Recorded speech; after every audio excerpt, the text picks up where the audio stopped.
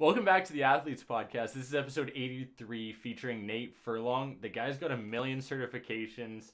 We had an absolute blast on this episode. It's a little different vibe than what our previous 82 were, but I'm sure you guys are going to absolutely love it. Again, this is episode 83 of the Athletes Podcast featuring Nate Furlong.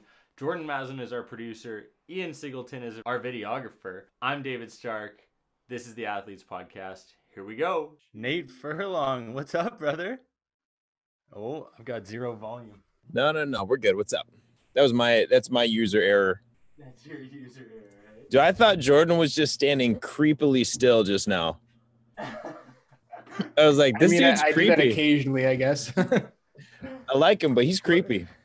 Yeah, Jordan's creepy. Yeah, he's gotten that. How are things, man? What's up? What's new with you? I don't know, just being awesome. Just knocked myself a little bowl of ice cream and halfway through this bourbon, feeling good. Well, I figured I would cheers you. This is the first time I've actually had an alcoholic beverage on the Athletes Podcast. There we go. Hey, cheers. So, dude, guess what I just found out? What? The fact that you're a legit golf coach. Well, what do you mean by golf coach? I'm a guy I do fitnessy stuff for golf people. Yeah, you've done some incredible fitnessy stuff for some people. You talking about the magazine and stuff? I'm talking about coaching at universities. I'm talking about a TPI instructor. Like, you've got the works, man. I had no idea you were such a well-versed individual. Yeah, you think I was just beefing you, didn't you? Yeah, you did. I thought you were just chirping me, calling me Ashton Kutcher looking, like on Clubhouse. I didn't know what was going on, man. Dude, that's a compliment. I don't know why you keep getting so upset about that. Right, Jordan? Ashton Kutcher's a good-looking man. Oh, 100%. I take that as a compliment. Thank you. Yep, appreciate that. Jordan's going to be featured the most in this episode out of all of them. I can tell already. Dude, I'm excited to just chat with you a bit, learn more about kind of who you are, what you do. So instead of me giving a long spieled intro as to who you are and what you do, I'd love for you to share with the Athletes Podcast listeners who Nate Furlong is and what you're about, how you came to be this pretty incredible individual. Superstar, thank you. All my fans. First of all, I want Jordan to confirm that he is indeed not naked behind that side of the camera, because I think it's suspect. No, I am not naked. Okay. I can confirm. Okay. All right. Well, we'll take your word for it. I'll start. I'm here. There it is. Thank you. All right. Now I feel comfortable. Thank you, Jordan. No problem. I got started in fitness because I had a skydiving accident when I was in college. I originally decided when I was going to college, my mom was one day, she was like, "Hey, what are you going to do with the rest of your life?" Which is a weird question to ask a junior in high school, but everybody does it. And she was like, "Well, you like people, right?" I'm like, "Yeah." And she's like, "What about physical therapy?" I'm like, "Perfect." And that I chose my career path. So I was picked to college, decided I was going to go to that college, found out that college didn't have physical therapy. So that brought me to going to Central, where I started to go through their health, fitness, and preventive rehabilitative programs course. And then I had a major skydiving accident that mashed my L5S1 disc. So that was 2 years of excruciating pain down the backs of both of my legs. So I was injured from, I think I was 20 and, can't sit still, like all the stuff that people talk about. I was working in PT at the time. The people that I was working with did their best, but they couldn't help me. And so that left me with figuring out how to train and get myself out of pain.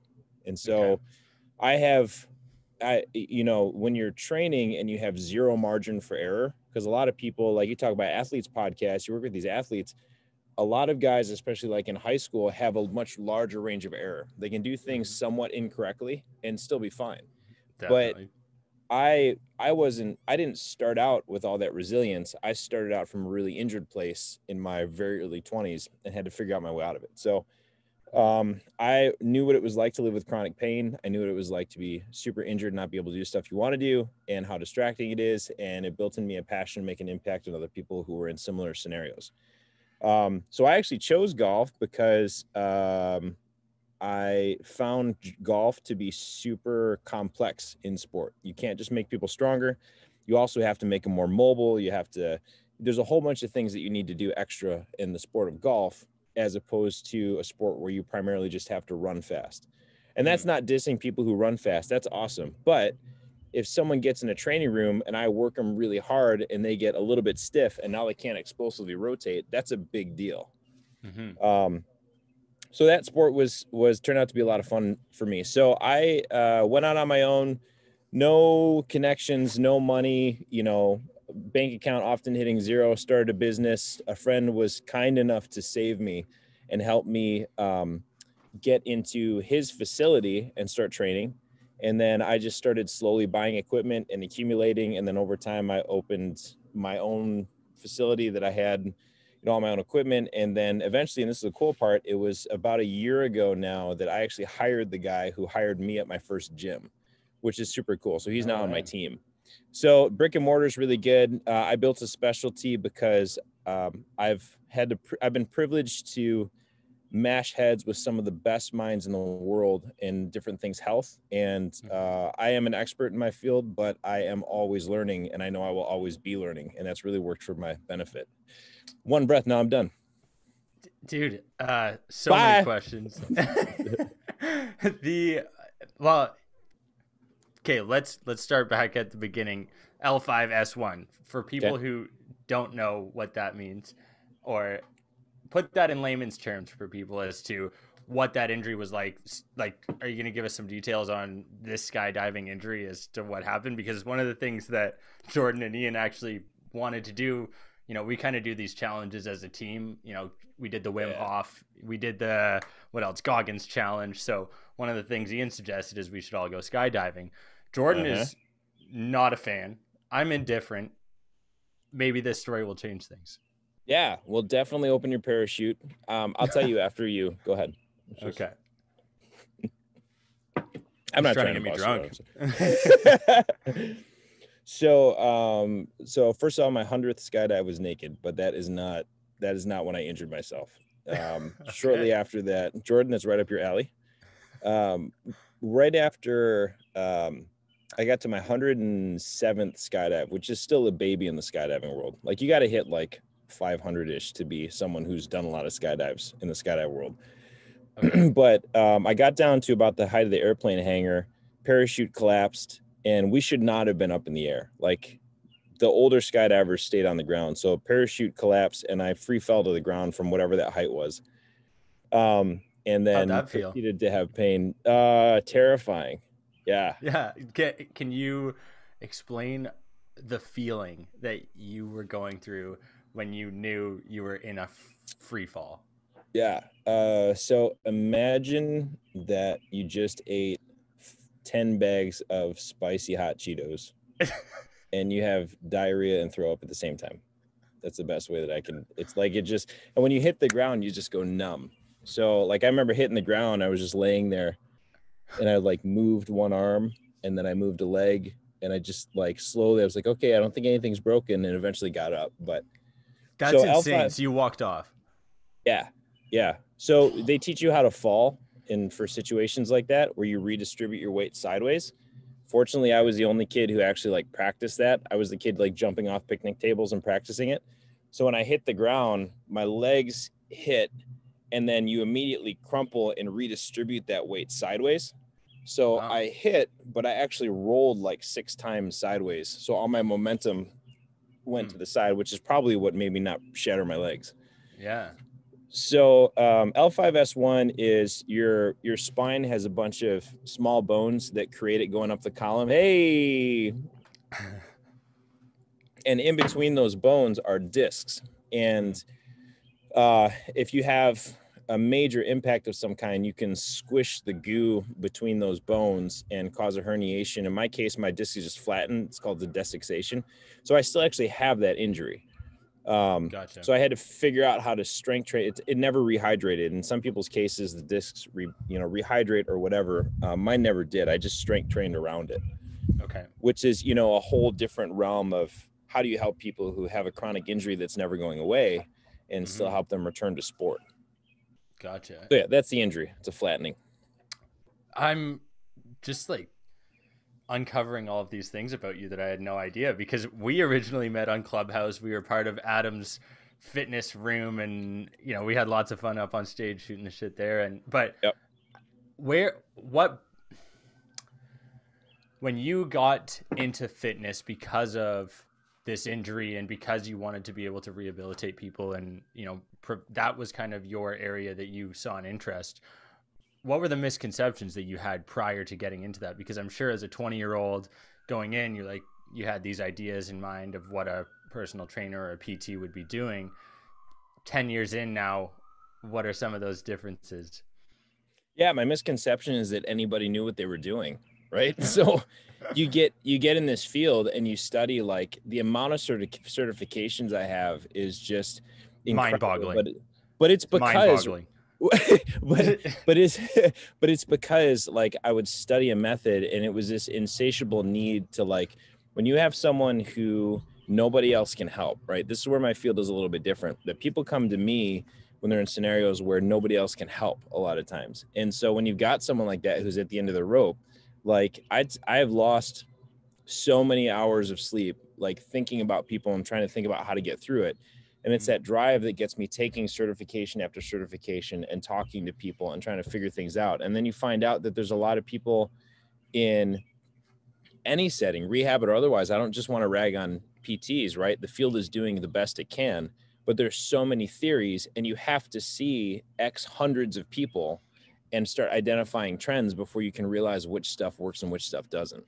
And so that's why now, like, in even in the clubhouse setting, like, I talk to some people and I've worked through things long enough to be able to tell, like, okay, this person really knows what they're talking about. And in some cases, I found some people who know some areas that I don't. And so I'm DMing them and getting information from them. I just got 3 new books from another guy who I think really knows his stuff.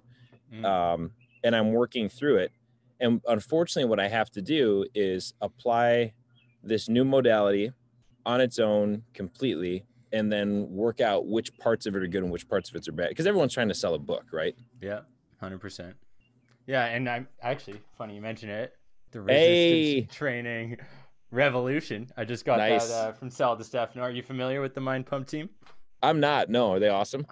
They are awesome, dude. They have a legit podcast. I've had actually all 3 of them on the show. They were incredible guests. I think episode 55, 6, and 7, something like that. Anyway, nice. Unreal guys. They were. So people, check it out. 55, 56, 57. Go back. I knew this was going to be an interesting one. I didn't know what to expect. My misconception was the fact I had any idea what was going to go on during this one. If anyone's watching this and they haven't seen Dave try to shake up a rain to make it fizz, you have to watch that video.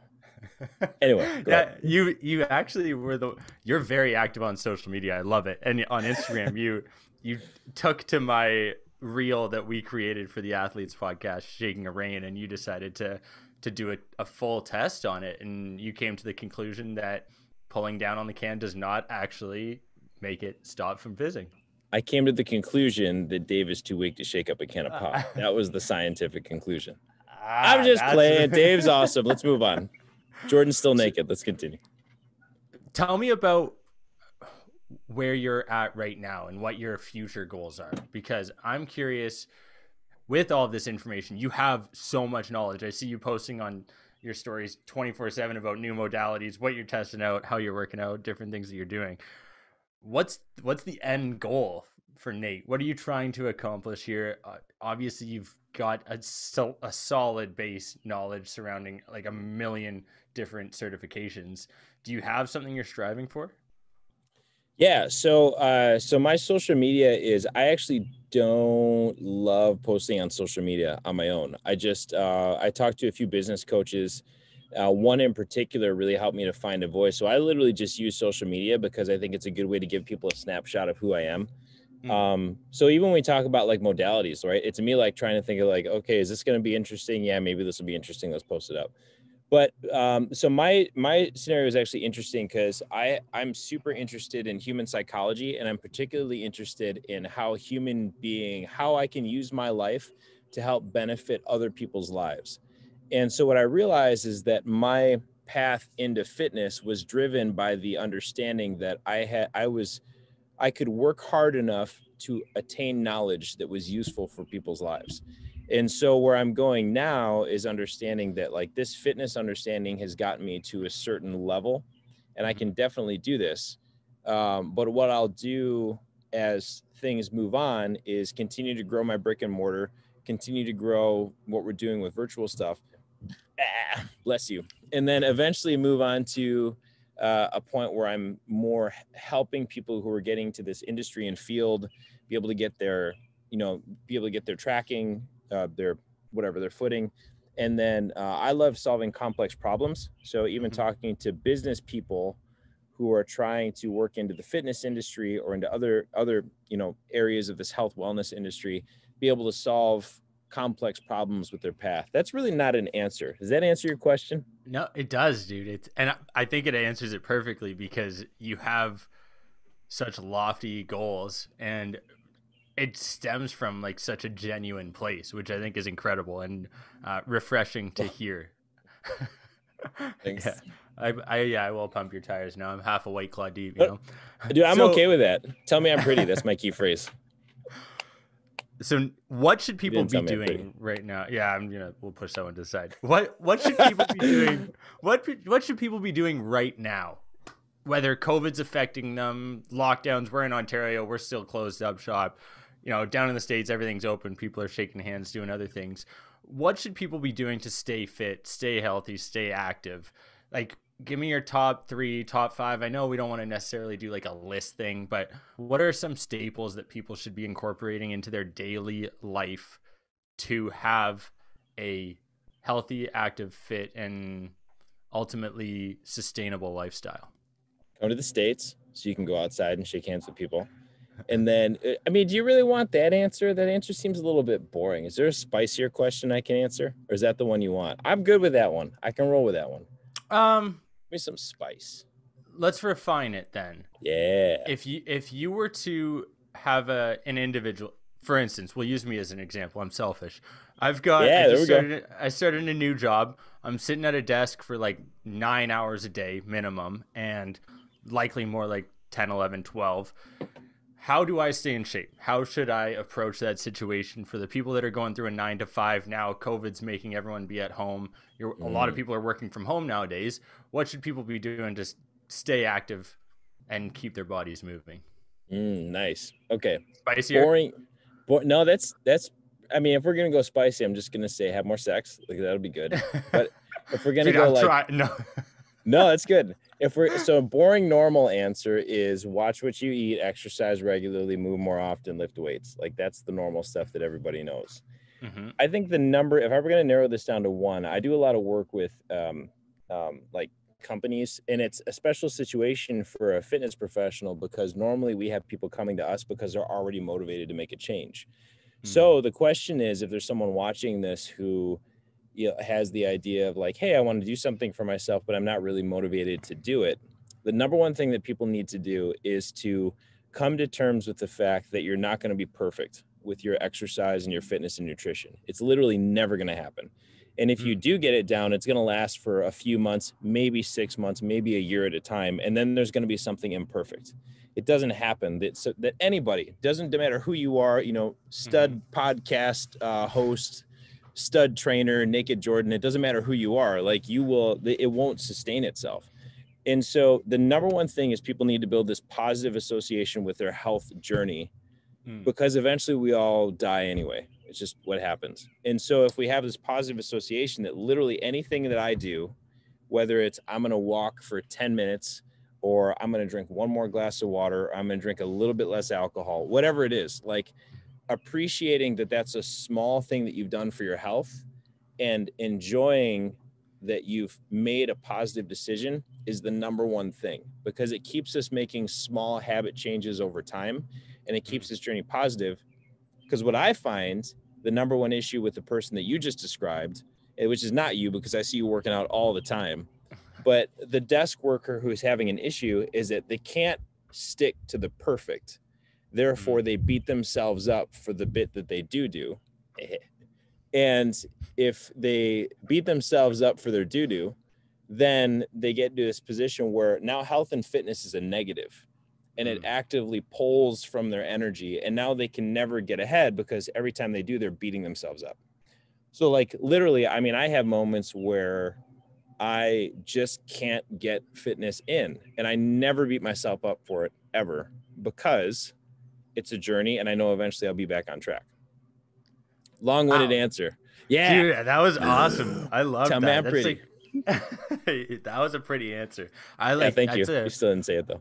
I know. I'm still skirting it. I am like, just going through thinking as you said that. Like, I love that approach to it, because it keeps that positive mindset throughout the entire process.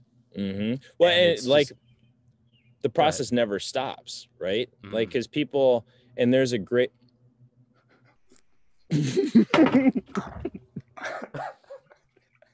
there's a like, right, so like, the people think that when I attain the goal, I want 10% body fat. Okay. So they get down to 10% body fat, and then they're there like, okay, now what do I do, because the goal's done, but all of their habits were tied into attaining that one goal. So literally, like, I think sometimes that's a process that people need to go through, is working through that, and then being disappointed, and then ramping themselves back up. And, you know, I'm at a point where with exercise, like, I literally do it because I love it. Like, I could definitely get my body fat lower. I could definitely get my muscle mass higher. Like, and I know how to do those things. I'm not willing to put in the extra time to eating chicken, broccoli, and rice, and to working out the extra time and all this other stuff. Like, I'm happy with where I am, and fitness is a happy part of my journey, and I'm healthy. And you like having the occasional drink, which is what I want to bring up. Yeah, good. Yeah, which is what I want to bring up, man. I've never been able to wrap my head around, you know, the fact that over time people have always just pumped it that, like, if you want to drop fat, if you want to get into better shape, cut out alcohol, stop drinking alcohol, avoid alcohol. You are of a slightly different opinion. Yeah. to say that in a PC fashion. How do you suggest that people balance alcohol, and I should say, like, just, you know, the fun aspects of life, or the occasional letting loose, if you want to describe it that way? Yeah. I would argue that most people chase goals they don't really want. So okay, elaborate on that. So you asked me about my fitness journey, right? So I'm not in this journey because it took me a long time to realize this. I'm not in this journey because I love fitness. I do love fitness. I don't train because I love fitness. I train because I'm driven to make a deep impact. And what I found is that early on, this was a way for me to make deep impact, both on people's physical bodies and because I have one-on-one time with people, where I can actually have conversations and we can work through some of the deep, like, it's a very personal relationship when you do one-on-one training. So what I found was that my goal is completely, like, my life goal is completely outside of fitness. It's, I want to make an impact, which opens up my scope of what I can do, right? My identity, Nate, is no longer tied to being a fitness professional. I am trying to continuously evolve into how can I make a deeper impact on people. That's like my number one driver. It's a fucking incredible goal. Yeah, right. Like, it's big, but it opens up my life. Now, as long as I can make an impact and be financially stable, if I'm feeding into those two, I'm happy. But if I'm not feeding into those two, then I'm unhappy. Doesn't matter what I'm doing. So on what was the other question we were talking about? The alcohol. Goal. As I go for a sip. So on the goals side, right? So people come up with these goals that they got because they found a goal that depicts the way they feel like they should be.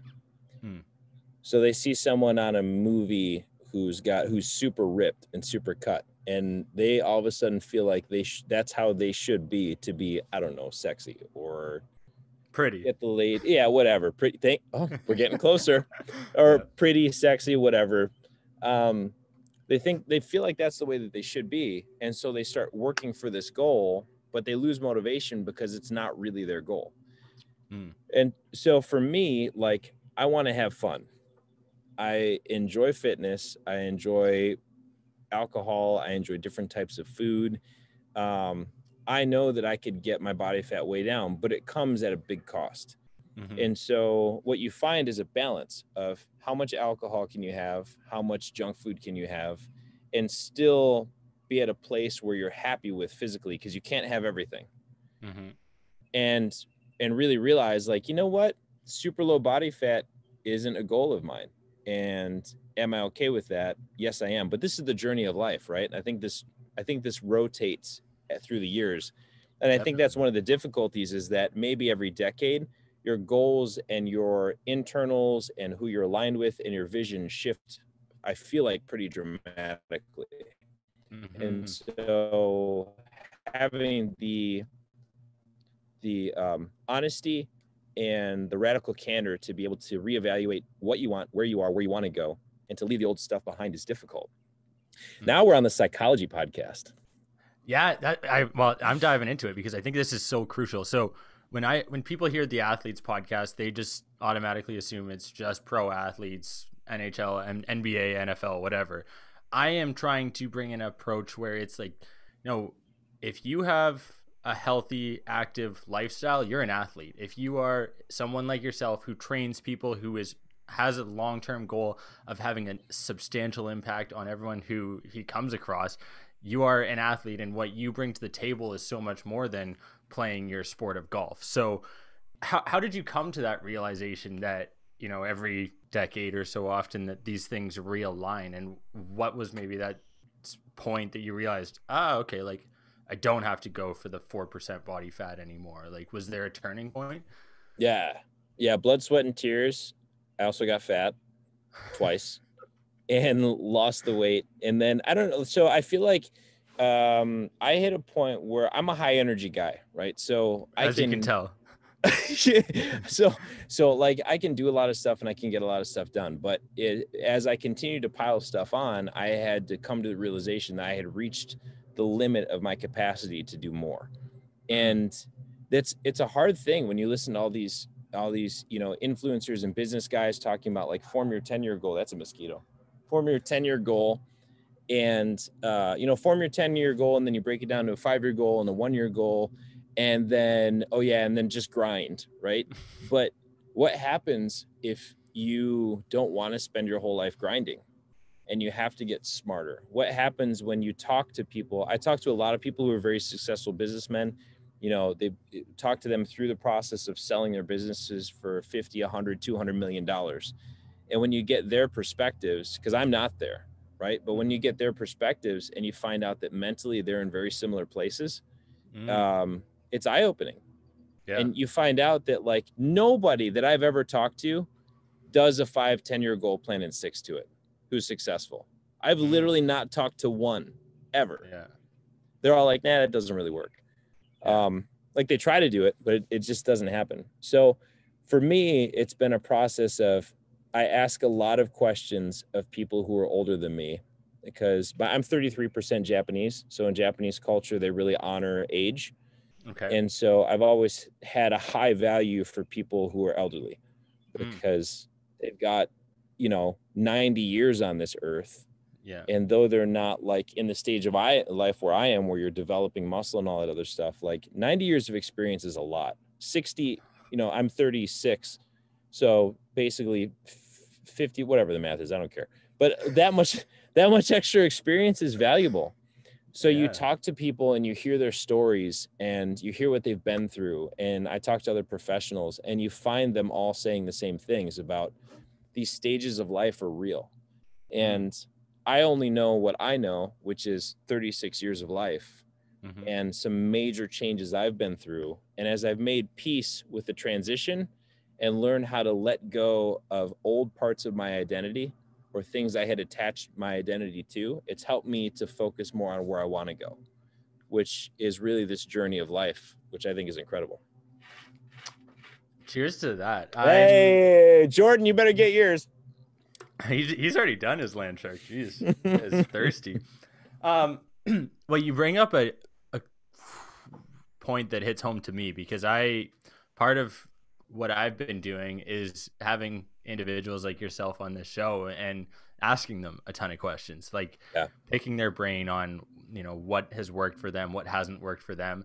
And I, like, same as you, I am an old soul. I love learning from others. You know, at 5-10 years old, I was asking my grandparents questions. Like, just this was kind of the way I was my whole life. And one of the things that I realized is the fact that at 24 years old right now, I know nothing.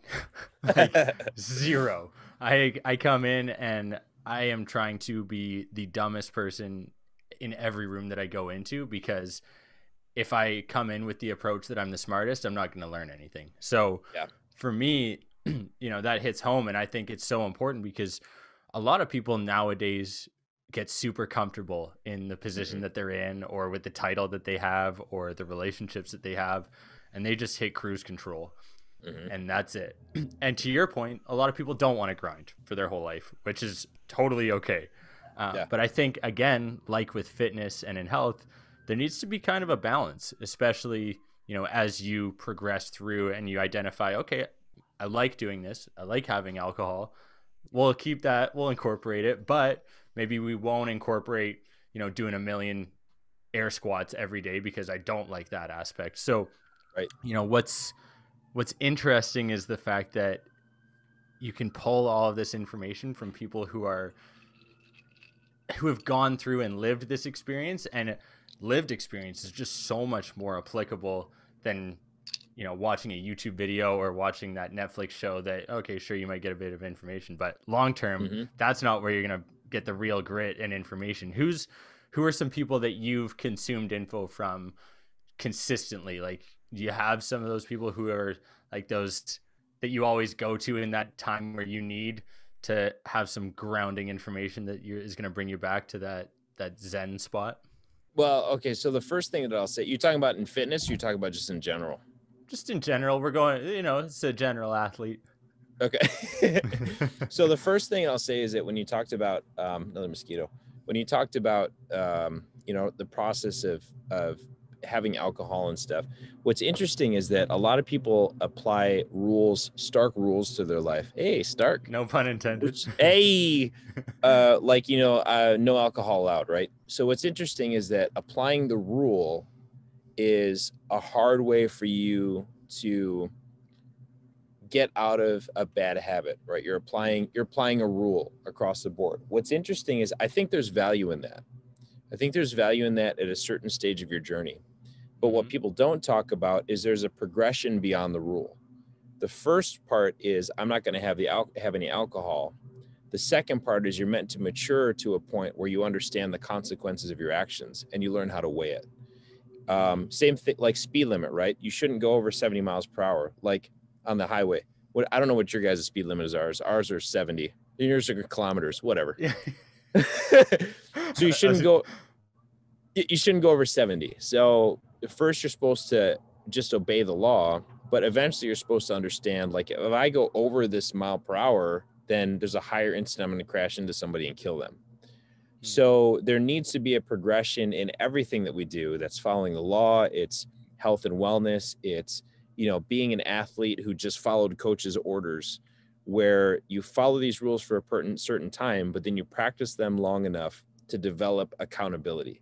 And when you start being able to develop accountability and to work with those rules, that's when you start moving up to being an expert. And so transitions in life, you mentioned you being 24, me being 36. It's interesting that I was at 24, I was very much in this industry in the realm of I know nothing and I just need to learn everything. And it wasn't until I hit probably 32, 33, that I was like, holy crap, I'm an expert in this field. So now that decade shift, right? Now I shift my mentality to, one, I'm an expert in this field, so I need to talk differently. But two, how do I still remain a student? And that's a hard balance to strike when you hit Definitely. that. But it's, you know, as I plan on always being a student because I don't ever want to stop growing. My ego is too big to think that I can't grow more. I guess that's a way of putting it. I like it. That's it. I've never heard it phrased like that. That's cool. You should coin that. I've come to terms with my big ego and I use it as a tool now. But anyway, what was the question that you actually asked? Sorry. Who are individuals that you refer to or strive or take knowledge from? Like, are you a mass consumer of Joe Rogan? Are you a Gary Vaynerchuk? Are you a Tony Robbins? Like, who's your go-to guy or girl to get that source of inspiration from? So I go to people who I have relationship with. Okay. I have people in my life who are experts at different levels of the field. And because of our conversations, I'll say, hey, I'm going through this issue. And because they know me, they can point me to a resource that will help me learn more.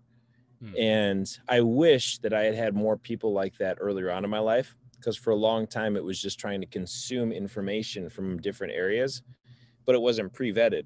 And so sometimes I would consume information that was old information that had already been debunked. And I had to work through it for a period of time to get to where I am now. Other than that, I'm actually super Jesus-y. So I read the Bible a ton. And for me, the book itself has provided a ton of insight. Just conceptually, there's a lot of practical applications there. Super interesting. Another thing I didn't know about you. Big twist, baby. Let's dive into that. A lot of athletes are religious. This seems to be, even in life in general, there are a lot of successful individuals who follow a practice, and whether it's a religious practice or another form of practice, it provides a ton of benefit.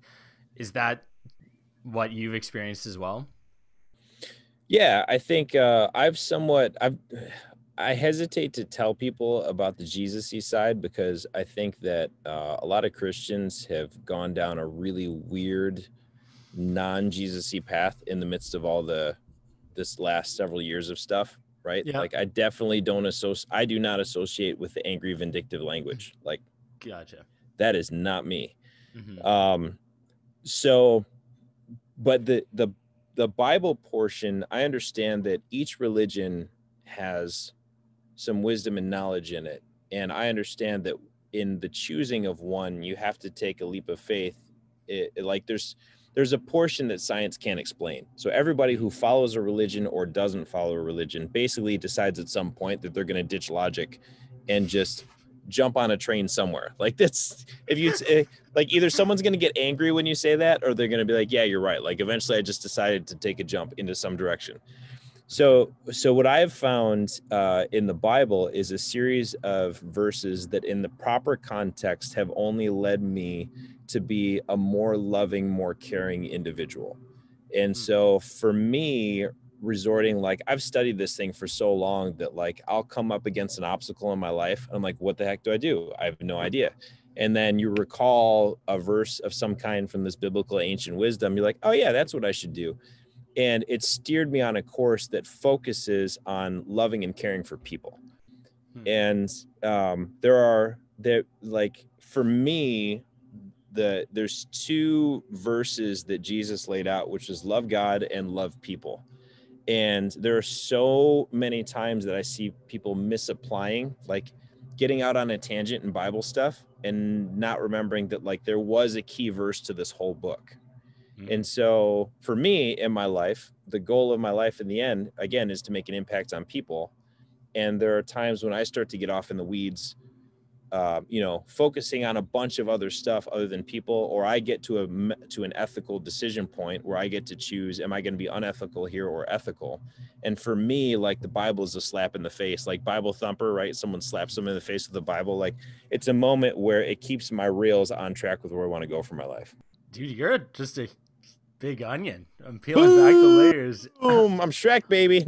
Yeah. Like, okay, what else do I not know? What are some fun facts? Like, you've got to, I feel like that's a big...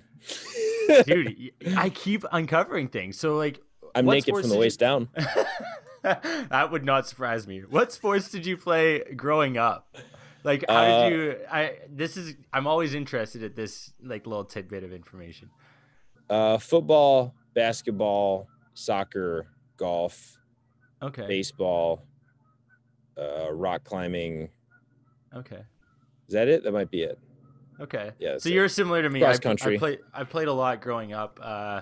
And then, once I hit that high school age, I came to the realization that I was not going to become a professional in any of those sports. So I decided I would, study, go to get a good degree, do the stereotypical job lifestyle, not try and, make it to the pros. But one of the things that you've kind of solidified for me is the fact that there are so many different areas that you can focus your attention on. Like I correct me if I'm wrong, but I swear 5 nights of the week you are referencing a new study that you just read on your social media. You are posting it. You're like, walk barefoot 4 times with your left hand over the head, and this is going to work for you. Like, you're also showcasing the fact that every time, like in your home gym, you just leave 2 plates on the bar and then you start squatting it, you deadlift it, you shoulder press it. Like, you've got these routines and habits in place that have allowed you to become an extremely fun, energetic,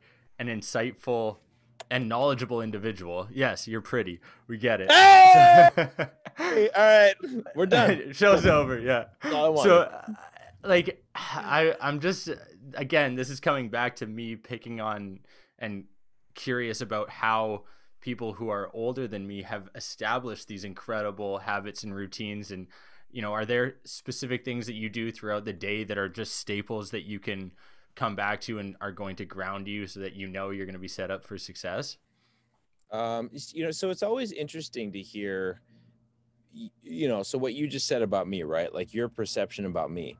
It's interesting to hear your perception about me, because my perception of myself is always that I'm not doing enough and I'm always behind, like 100% of the time. And so, and that's actually largely because I've asked that question to a lot of people who are way more successful than me, who are in their 50s and 60s. And pretty much all of them say the same thing, which is, I just get up in the morning and I've got a list of things to do and I get that list done. And I repeat that over and over. For me, it's been because I don't have the will to sacrifice. Working is a part of my life. It's not my life.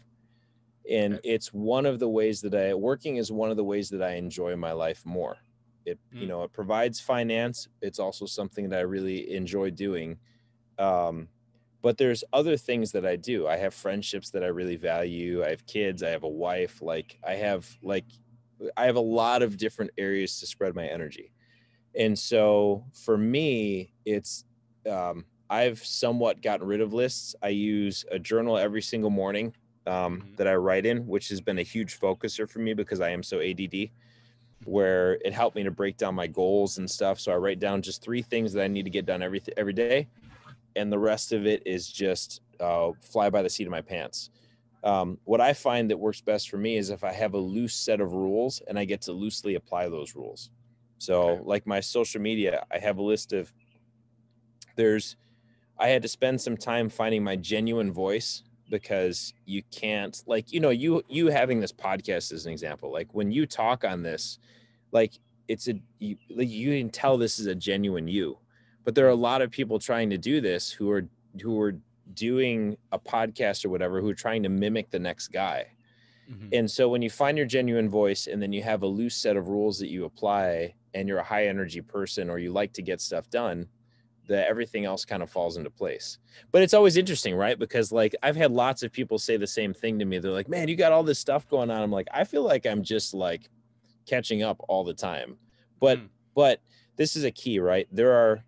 I've came to this realization a while ago. I used to try to fight chaos in my life. And I realized that I actually love being on the edge of death. And there's a reason why haunted houses exist, which doesn't make any logical sense. You walk through a building and people scare the crap out of you.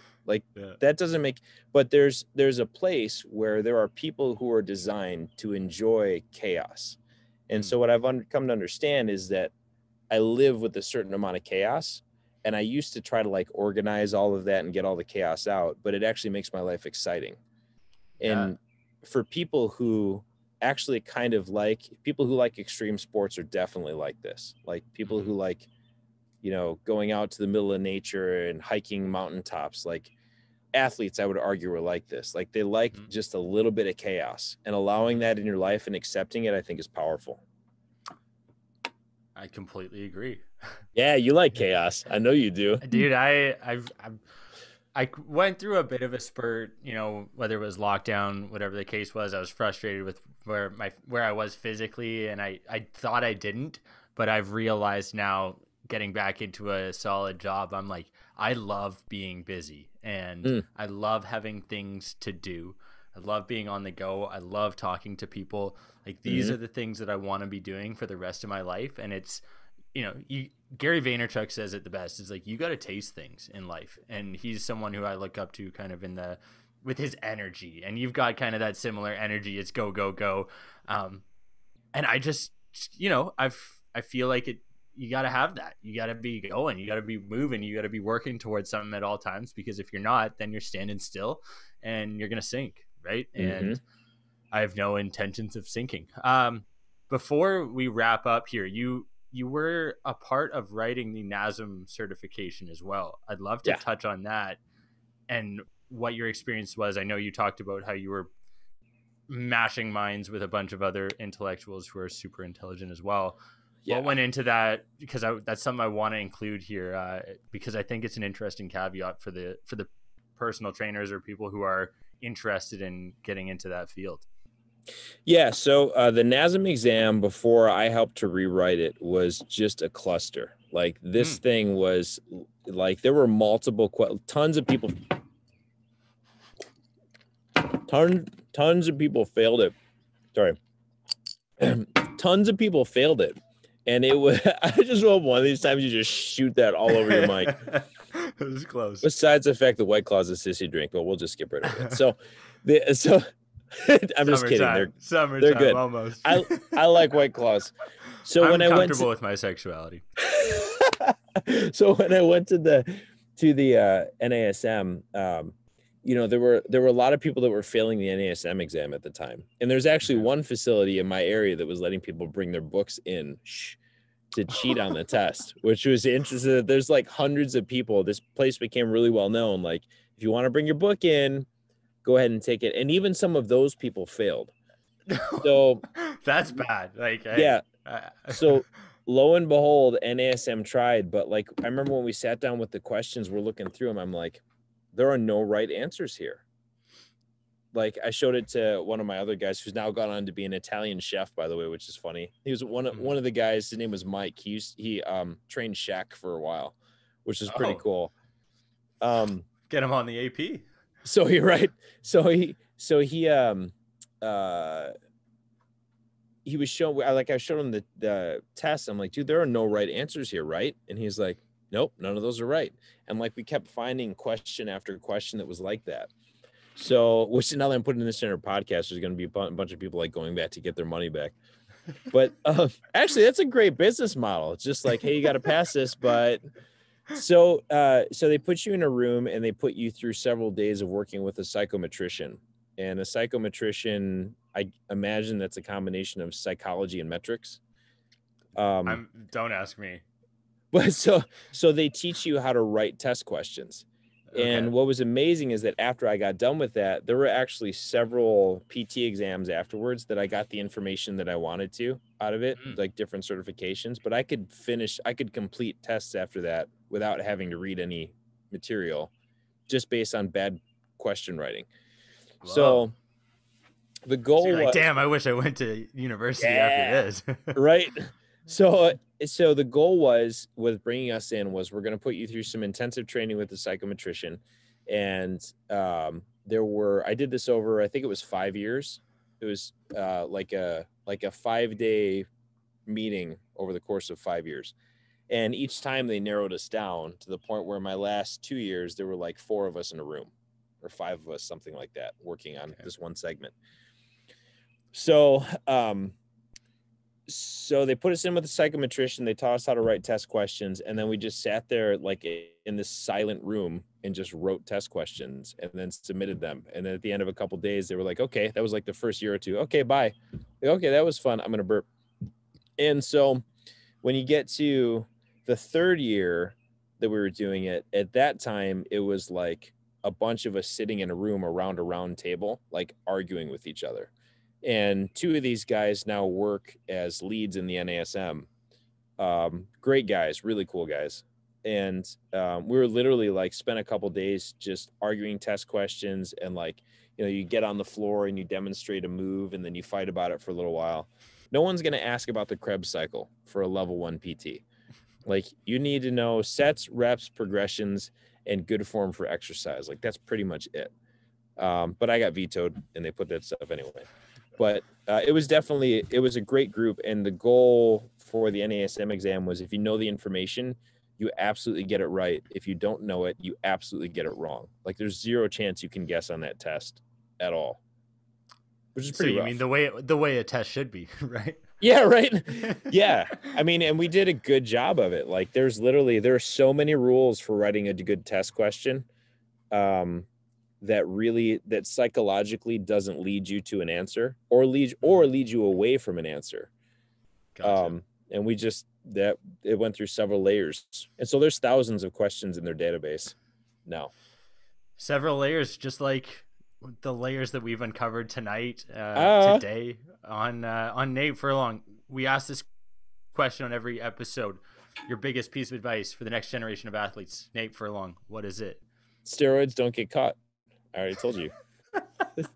You did tell me that. I love it. So I would actually say there are huge strides being made in the world of fascia right now, and understanding what exactly fascia is and how interwoven it is with the human body. And it is, of all the work that I've done with rehabbing people, it is the most important system, the single most important system for staying recovered, for staying strong, for being able to grow muscle and being able to continue performing. Like, all these modalities that are happening right now, I would argue, because I'm trained in most of it, right? Yeah. All of these are coming down to, how do you manipulate the fascia even more than how do you manipulate the muscle, which is super interesting. So what I would tell an athlete, like, they do dissections, right? There's a guy named Julian who does live dissections for practitioners. And he peeled away a piece of fascia, and you see that while the fascia laying over the muscle is super dense, the muscle itself crumbles pretty easily when you pull at it. And so potentially your entire muscle gets its structure from fascia. So what I would tell athletes now is to spend some time really trying to find resources to understanding and caring for fascia, because I think when you care for fascia, the muscular system takes care of itself. That might be the most articulate answer. Yeah, Onion, you're right. Nate, where can people find you on social media so they can be entertained as much as I am? Oh, shoot. Am I pitching? Nate Furlong is my Instagram handle. Just go there and try to follow me, and maybe I won't block you. I sincerely appreciate you coming on the show, man. This was a pleasure. I don't think I've laughed this much on an episode, but it was certainly enjoyable. You're drunk. I learned a ton. Yeah, hammered. Nate, appreciate your time, man. I look forward to doing this again, and good luck with the rest of your journey on empowering people. Yes, sir. Thank you. I'll talk to you soon. Thank you guys for listening to the 83rd episode of the Athletes Podcast featuring Nate Furlong. The guy's got an incredible perspective on life. His goal is to have an impact on people. I can't think of a better goal to strive for, if I'm being completely honest. And I am grateful to know Nate and to be able to call him a friend. I appreciate you guys for watching or listening to the Athletes Podcast. This is episode 83 featuring Nate Furlong. Do us a favor, hit that subscribe button, like it, comment below. We appreciate it. Again, thank you very much. Hope you enjoy the rest of your day. Bye.